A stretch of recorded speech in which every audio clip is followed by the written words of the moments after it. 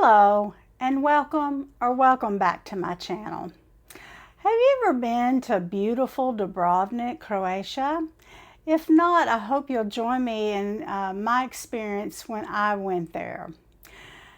Remember, I've already been all over the Balkans, so this is my last stop in the Balkans. I've been to Romania, Bulgaria, North Macedonia, Albania, beautiful Kotor, Montenegro, and now Dubrovnik, Croatia.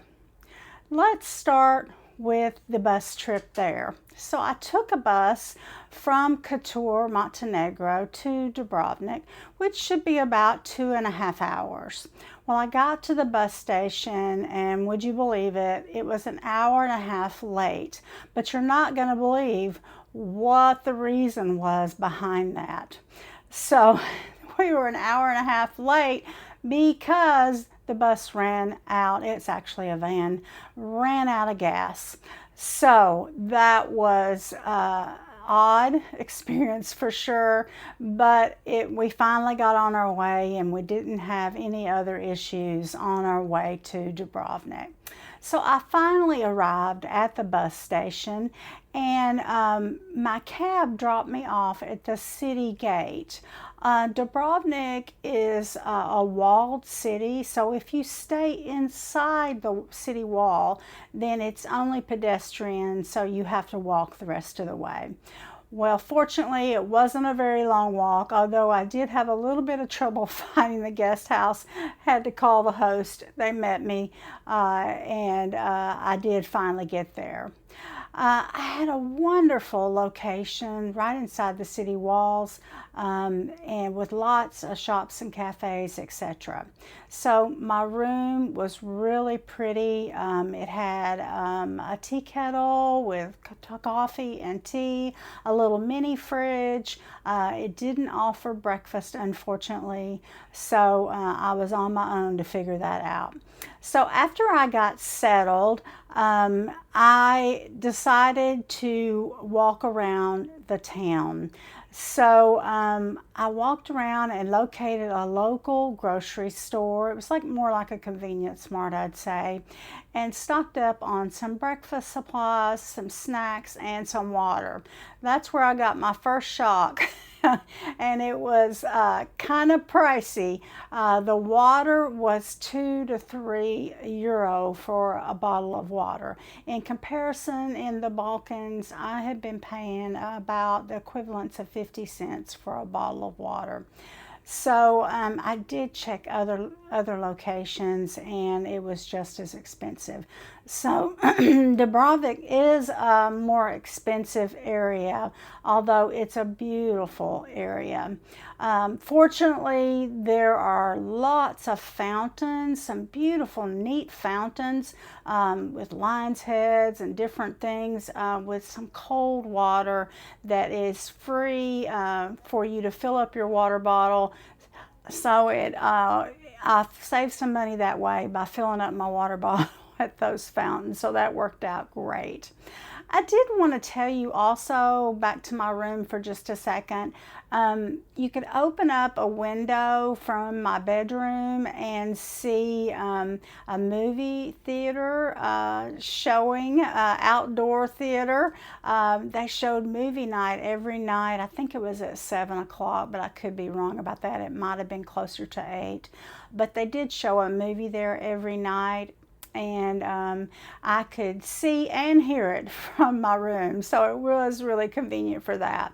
So if you'd like some information on this room, I did put it in the comment. No, I didn't put it in the comments. I put it in the description box for you, so you'll have that information if you decide that you'd like to stay there. So as I said, there was a big difference in prices there, so I did have to watch my money a little bit, but I have been craving an American hamburger. So for context, I have been in the Balkan countries for about five and a half weeks at this point, and I just wanted a nice, juicy, big hamburger and a Coke. So I was lucky in that there was a Hard Rock Cafe that was right there within walking distance, right in the middle of town. I went there and I had the best burger. It was so good. And I had a Coke with ice cubes, more than 2 ice cubes. So if you've watched some of my other videos, you'll know that in the Balkan area, you're lucky to get 1, maybe 2 ice cubes in your drink. So I really enjoyed that burger with a nice cold Coke. It felt like home. So while I was in Dubrovnik, I did do some other things. I walked around the city walls. So since it's a walled city, you can buy a ticket, and I believe it was about €30 for that ticket. I did buy it online, and you can, there's certain locations around the wall that you can go up and walk the city walls, and you should definitely do that, even though it is a bit pricey to do that, because the views are incredible. You see, all over the town, as well as the beautiful blue water from up there, the boats, etc. So it was really beautiful, but it was extremely hot and there is no shade. So I was in July when I went, so it was incredibly hot. It was like 90 degrees and there's no shade, like I said. So I would recommend, if you're going to do it the time of year that I was there, you would definitely want to bring an umbrella for some shade. You don't have to walk the entire walls if you don't want to. I only went about halfway around. There are certain places for you to either go up or down on the city wall, so you have to walk in a counterclockwise, and sometimes it's even single file around the city wall. So you do have to walk a specific way, and you can only come down on certain points. So just remember that if you decide that you would like to go there. So I also explored lots of the shops and the cafes. I saw the clock tower, a Franciscan monastery from the 14th century. It was, I think it was €5 or €6. It might have been €7 to get in, but it wasn't very expensive, and it was really interesting.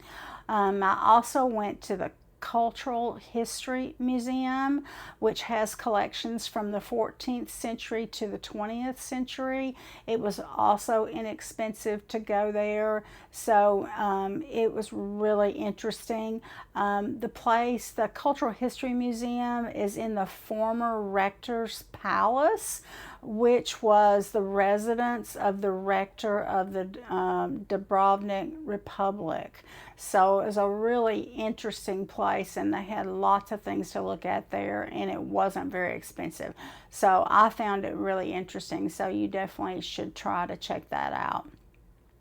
I loved exploring this town, but I really didn't allow enough time here.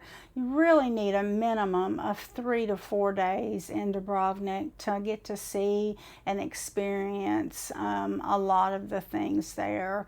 Unfortunately, I tacked it on at the end of my trip, and I just didn't allow enough time, to be honest. So I definitely want to go back and see Dubrovnik again, maybe spend a couple more days, and go around Croatia and see more of Croatia. So I hope you enjoyed hearing about my time while I was in Dubrovnik. And if you have any questions, please leave them in the description below. And I hope you look forward to seeing my next video. We're going to be going to a new country. So I hope you enjoy that, and I'll see you soon. Goodbye.